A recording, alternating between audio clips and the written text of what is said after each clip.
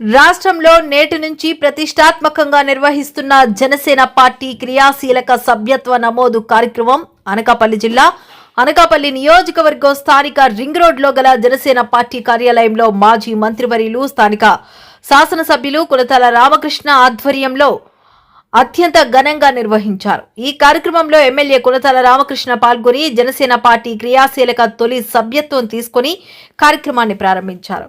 ఈ సందర్భంగా మాజీ మంత్రివర్యులు అనకాపల్లి శాసనసభ్యులు కులతల రామకృష్ణ మాట్లాడుతూ జనసేన పార్టీ అధ్యక్షులు కొణిదెల పవన్ కళ్యాణ్ ఆదేశాల మేరకు నియోజకవర్గంలో జనసేన పార్టీ సభ్యత్వ నమోదు కార్యక్రమం ఈ రోజు నుండి ప్రారంభించడం జరిగిందని తెలిపారు। పార్టీ భావజాలాన్ని లోతుగా అర్థం చేసుకుని పార్టీ సిద్ధాంతాలు, ఆశయాలు, ఆకాంక్షలకు అనుగుణంగా పనిచేసేందుకు ఎవరైతే ముందుకు వచ్చి పార్టీ సభ్యత్వం తీసుకుంటారో, ఎవరైతే పార్టీలో నాయకుడిగా ఎదగాలనుకుంటున్నారో వారు క్షేత్రస్థాయిలో పనిచేసే కార్యకర్త కష్టాన్ని గుర్తించి అప్పుడే వారు పార్టీలో సంపూర్ణ నాయకులుగా ఎదుగుతారని అన్నారు।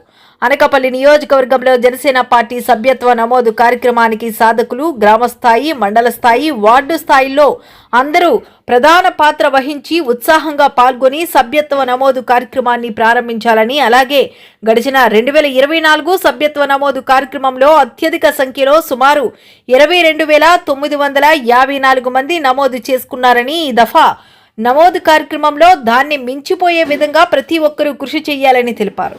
రాష్ట్రంలో అందరికన్నా ఎక్కువ సంఖ్యలో అనకాపల్లి నియోజకవర్గంలో క్రియాశీలక సభ్యత్వాలు చేసి జనసేన అధ్యక్షుల వారికి బహుమతిగా అందించాలని సాధకులకు పిలుపునిచ్చారు।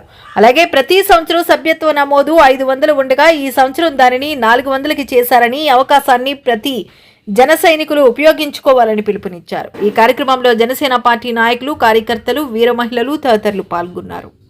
ఏడాది 2023కి 6,000 మంది సభ్యత్వం ఉంటే మనకి మొన్న 2024లో అయితే మనం 22,900 మంది సుమారుగా సభ్యత్వం చేసుకోగలిగాం।